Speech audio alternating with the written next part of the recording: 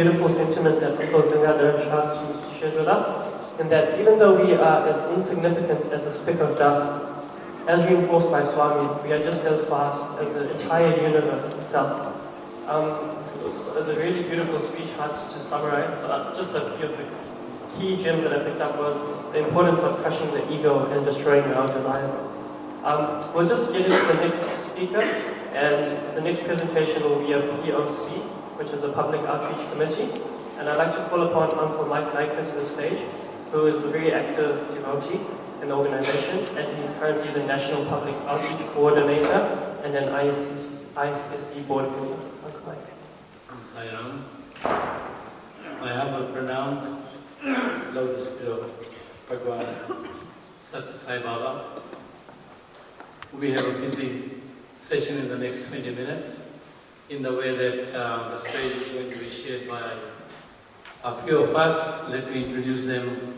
Uncle Inder is here, and Mahesh from Sai, and Kumar, who is our public outreach coordinator for the central and southern region. We have a little short video to show you. I think the video is quite appropriate given the stage of my voice. So you'll watch the video for a couple of minutes and then I'll come back. Thanks. Om Sri Sai Ram. Dear members of the Satya Sai organization, brothers and sisters. Satya Sai Baba has come for the redemption of all humanity. We should not persist in thinking that the members of the Sai organization are the only beneficiaries of his message. We must realize that the purpose of our lives is to realize our own inherent divinity, to realize who we are. But as members of the Sai organization, our purpose is also to help as many people as possible to advance in their own spiritual consciousness. This is the sacred duty and goal of the Sai organization. In fact, when Swami formed the Prashanti Council, he said, "Go to every corner of the world and bring my message." That divine command was not just for the members of the Prashanti Council, but for each one of us. This does not mean that we must try to convert others into Sai followers, but that we have the duty and the responsibility to share his message. A message that God exists, that he is in our hearts, that he is our true self, and that there is a path to realize this eternal truth. The path is to practice the human values in all aspects of our lives. To this end, the Sai organization has started the Public Outreach Committee to support members in carrying out this task. The Public Outreach Committee has identified 4 programs to achieve this goal: public meetings, work for values, interfaith activities, and community engagements. We want to invite all of you to engage in each one of these programs, according to the realities of your specific societies. In some places, you will be able to implement all of them, and in others, only some or one of them. What is important is that we must start, and that we continue with enthusiasm and with full understanding that this public outreach mission is an essential and endless part of our spiritual practice. We have the opportunity to realize our own innate divinity, but we must provide others the opportunity as well. To that end, we looked at the organization here in New Zealand, and we then went and appointed 3 regional conveners in 3 of the areas. We've got Praveen Deo, who's here somewhere, looking after the northern region, the Bay of Plenty, Waikato area, Rupini, and we've got Kumar here, a very stalwart member looking after the southern region. And in befitting the theme, we have my community, my family, which gives a real sense of purpose this year. The one thing that the video made very clear is that public outreach is not going to be a parallel committee or a new wing. In fact, everything that you do is part of that. So in having said that, each one of you really is a strength of support for us and a committee member for us. To further our inroad into that, we had Jenny Monson that came in from Australia, and we organized a workshop, Auckland, Wellington, Christchurch. And the one thing that came out of this was the need to form relationship. And she said, you cannot be in love if you don't have relationship. And if you have relationship, you can do a lot of things. And the hour-long session not only talked in terms of what is public outreach. In fact, in the foyer area, we've left a little display board which tells you the archives, and please have a look at it. It gives you a whole host of information. Be familiar with it. It tells you what is public outreach and the facilities available. Jenny also said we need to prepare ourselves to talk and engage with the public. And some of the questions she raised was, what is SSIONZ organization? In we model some answers. Who is Sai Baba? We model some answers around it. And what is his philosophy? So we gave you some questions, and we also provided you some sample answers. We've also made it very clear what not to say in public as well. So you have that information. And through Countrywide, we did what we call a matrix of services, where we discovered that we do and what we do. And I think my time is up. I need to call the next speaker, otherwise I'll run out. We have Inder and Mahesh, and they'll talk Kai from Sai.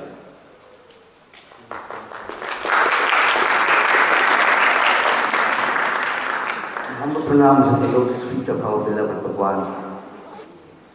Om Sai Ram, respected elders, honored guests, brothers and sisters. It is indeed a pleasure to present the Kai from Sai program, which many of you are presently involved in. But just to follow up on this morning, I think the trend has been set with our three speakers culminating in this project of love. Love in action. And with the theme that is currently on this year from the organization, My Community is My Family, Kai from Sai has made the inroads into the community for us to feel that family. Also, this is the public outreach program, not by design, but by divine design. This program started as a thought sometime in November 2017. It finally took its shape in April 2018, and by October, 1 year ago, it took to the roads to serve the community. Today is the 377th day that this program is being undertaken, providing meals to the needy on a daily basis. We have 28 groups and approximately 200 people participate in this program. Now let Mahesh do these stats for you and come back and tell you the influence and outreach that this project has done into the community and the transformation that is being now. Loving Sagar to you all. By the divine grace, the project has successfully completed first year, and we are into the second year running. During the first year, we served about 49,200 meals at an average of 946 meals a week. In the first week of second year, we served 1,255 meals in the first week, which extrapolates to about 65,200 meals in the year. These numbers indicate the passion and the love for Swami each of the 200 volunteers carry in their hearts. That's why the project is going on so well. May it be rain or shine, the project continued. And I'm very pleased to let you know that there was not even a single cancellation by any of these 28 groups. There could be just swapping if it is inconvenient, but there was no cancellation. During the Christmas period, most of the SAI organization was in Prasanthi for Christmas decoration, but it didn't stop. May it be rain or shine, it was a heavy downpour on Christmas Day, but a 4-course meal was served to the beneficiaries, and they were extremely pleased. I just want to take the opportunity, next slide please, that most of us have a doubt. In a welfare country like New Zealand, is there a need for a project like this, serving food? I just want to give a small example to address this question, is that when we started serving in Glendowie, a flash car came and stopped. A well decently dressed lady called me and asked me, "What you guys are doing here?" I said, "Ma'am, we are serving meal to homeless." The stereotype answer came because we were doing the presentation in various centers, and that was the initial objective of the project. She had a puzzled look on her face. She said, "Homeless?" Then I quickly corrected myself and I said, "Ma'am, we are serving food for the needy." Then she asked a very pointed question. "What are the qualifications for you to decide that somebody is needy?" I suddenly felt it is not the lady who is asking the questions, it is Swami who is asking, because the ego within us needs to be killed. Then she probably understood my silence and she herself started explaining. She said, "Myself and my husband have good, decent jobs. We have 4 children, we rent a house. We pay all our bills. By the time we complete these expenses, we are hardly left with any money for the food. We have to compromise on the quality of the food what we eat. Now, do you call me a needy? Do I qualify to be a needy?" I apologized to her and said, "Ma'am, please come and collect the fruit." So the lesson I learned is that we are nobody to judge. We are there only to serve. Anybody who walks into the truck is a needy, and they are coming there because Swami willed. The omnipresent, omnipotent, omniscient Lord is driving this project. We are mere instruments. That's why it's going on so well. So that answers the question that is there a need? There is a need because He willed it. I think that satisfies all the questions raised about whether this project should go on, continue, or was it really needed in the first place. We spoke today about transformation through service. And transformation is taking place on this project on a daily basis. I'll show you some examples, but before that, this is what Bhagwan says. When individuals change, society will change. And when society changes, the whole world will change. The welfare of the individual is bound up with the welfare of society as a whole. Unity is the secret of social progress, and service to society is the means to promote it. Transformation is taking place, and this is we've discovered through experience. The food that we serve is prasadam. Remember, we chanting Brahma, we're chanting the Gayatri, we are actually giving that food, divine prasadam. And this is what the Gita says. The devotees of the Lord are released from all kinds of sin because they eat food which is offered first. And certainly that transformation is going. There are various examples you see, but for the lack of time, I'll just talk about one. That we got children that are being served. And you know, South Auckland area, a lot of indiscipline. In the beginning, we had children irregular in queues, rowdy kids making noise. But with the period of time, there's been a transformation in them. They actually be in a single file, waiting, actually putting elders and other children first, even putting ladies first in the queue, from a society and a community that you would least expect. And all this is being done, the joy that they experience, the love that we give. And one more, the last quote, that Swami's joy is their joy, and their joy together with our joy is Bhagwan's. Jai Sai Ram.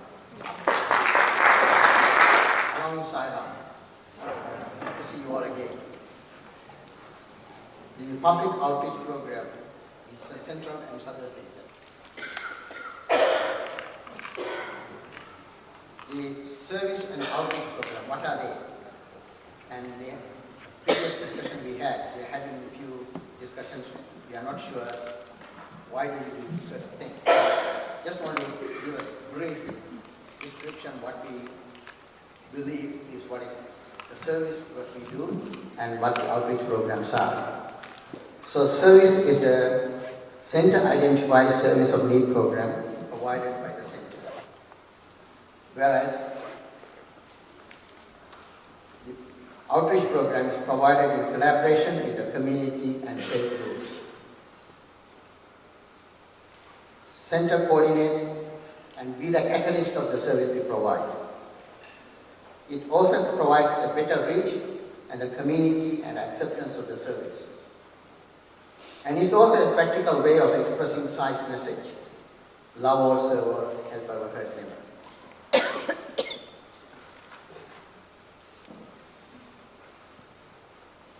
Outreach programs falls under 5 categories in this region, and these are educare, social care, Medicare, and enviro care and agri-care.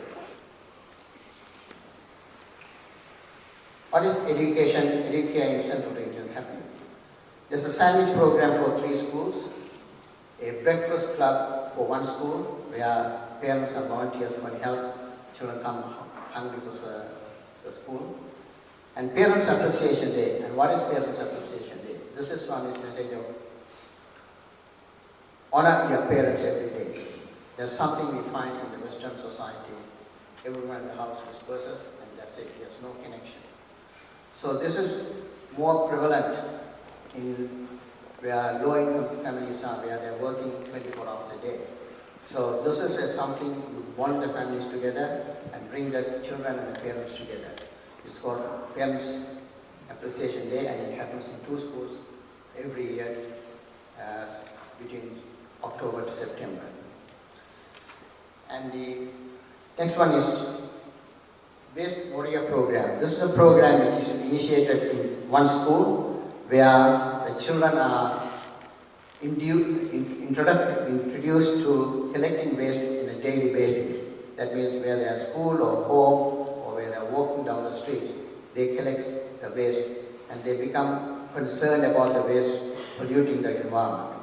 And the school monitors this, and they have a record of who is doing what, and also honor them every month, how they are progressing in this. And this is planned to be expanded to other schools as well. And then the next one is a sustainability program. This is a program where schools are encouraged to reduce wastage of food, water, energy, and time. And this is brought into the schools in a regular basis, so that the school itself, the children learn how to reduce waste. Social care in the Central Region and Southern Region is Meals on Wheels. This is a program which is done by 3 centers, where the District Health Board identifies people in need who need food and who have been discharged from the hospital and need something to be looked after, and by the community. Soup kitchens, this is done by 1 center, and they have been also appointed in the central, nominated as a finalist in the Wellington Region Award. This is all organized through Susan Orbert Compassion Center. IDF program is a handicap center which provides monthly lunches in Christchurch. Then Christchurch, 15 March, mosque attack, which is providing food daily necessities during the incident. And there was also a human chain vigil at the Kilburney Mosque, which was happening.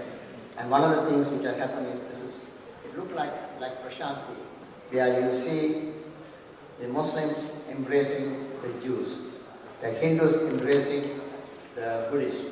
So it was like an interactive community activity which was happening at that time. So there are other programs happening likewise. And Matariki celebrations are the Maori New Year program, which was celebrated by all faiths. Medicare's a program where free medical clinics have been organized through Union Health Facility, staff from the same center providing help, and the center doctors helping the activities. Environment care, I've been asked to reduce the work, so I'll finish it as quickly as possible. Environment care in the central region is railway corridor cleaning. Again, this is again organized through the center and with other community groups, reducing plastics and rubbish, keep New Zealand beautiful, similar thing. Sustainability in schools, recycling, and the list goes down. The agri care in the central region is through community garden projects and seedling for schools project. The last slide, I just want to explain why we are doing this and how we are doing it. It is coordinating with the city councils, district health boards, local schools, interfaith groups, community service organization, and community groups. The interfaith now started a new league called We Are One. That means we are now separate from each religious or faith groups. We are all collectively helping the community to help the community in need. Saira. And before I leave, I just want to show you, this is one of these bags made out of cloth because we are not using plastic bags anymore. So this material was going to end up in the landfill. So it was redirected and converted into bags, which will give to food banks and schools to take it to their parents to do the shopping. So that's another way of initiating projects at a grassroots level. Saira.